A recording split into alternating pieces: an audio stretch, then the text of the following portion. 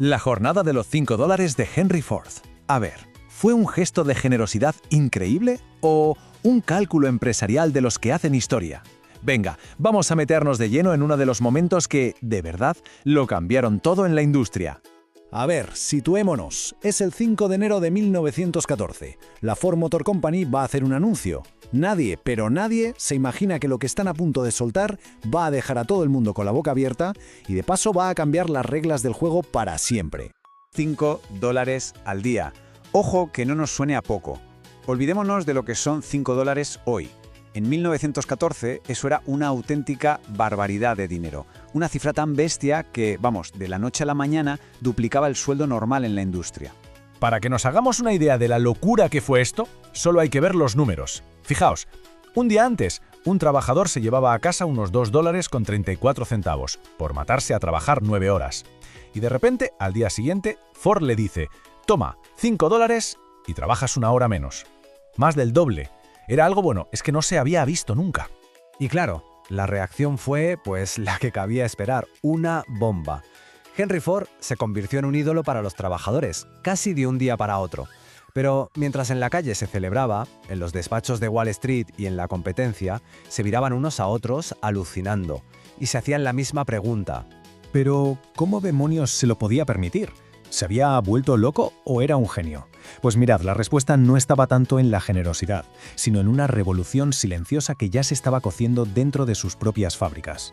Para entender el truco hay que fijarse en dos piezas clave, un puzzle que encajó a la perfección.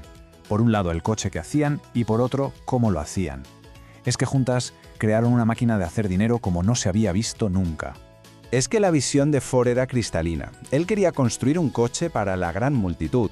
O sea, el Model T no era un capricho, no era un lujo. Era una herramienta fiable, fácil de arreglar y sobre todo que se lo pudiera permitir una familia normal y corriente. Vamos, el coche para todos.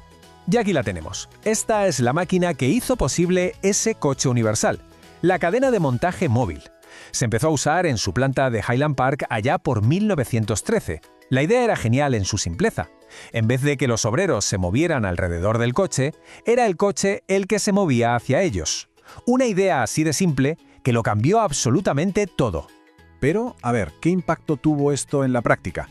Pues la mejor forma de verlo es como si pusiéramos un cronómetro a medir cuánto se tardaba en montar el chasis, el esqueleto de un solo Model T. Pues bien, antes de la cadena de montaje se tardaban 12 horas y media. 12 horas y media, un proceso larguísimo, súper pesado. Y después, atención, 93 minutos, poco más de hora y media. ¿Nos damos cuenta de la diferencia? Esa reducción de tiempo fue tan brutal que la productividad se disparó. Y los beneficios, claro. Y de ahí, justo de ese salto de eficiencia, es de donde Ford sacó el dineral para pagar su famosa jornada de $5.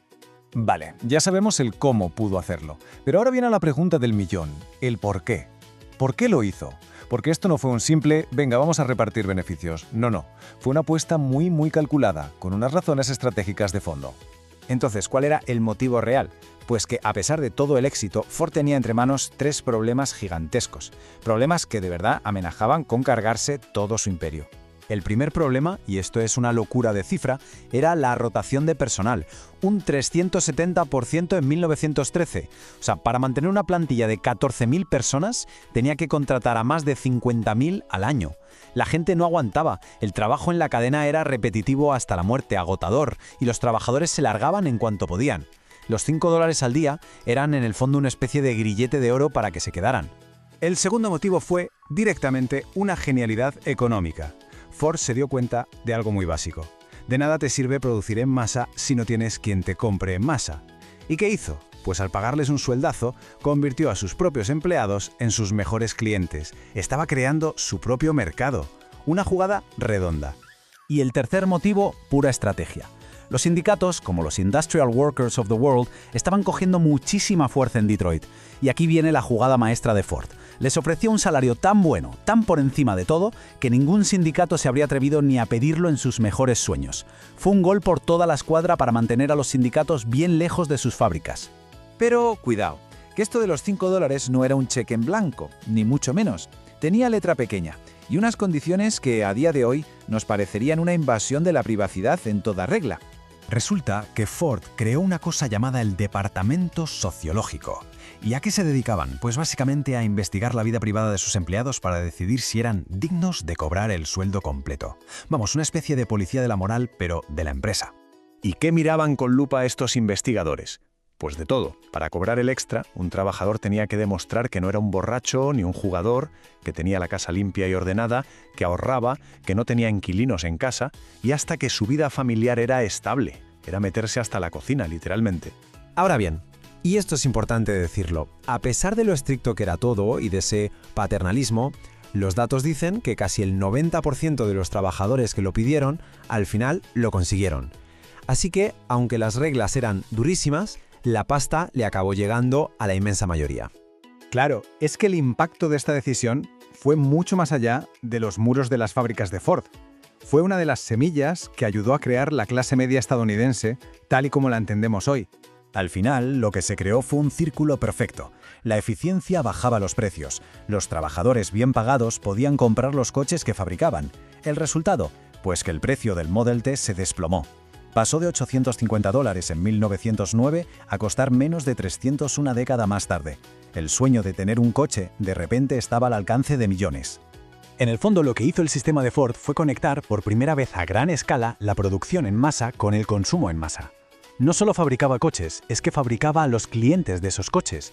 Y ese modelo, esa idea, es la que definió la economía de buena parte del siglo XX y la que puso la primera piedra de la sociedad de consumo que conocemos.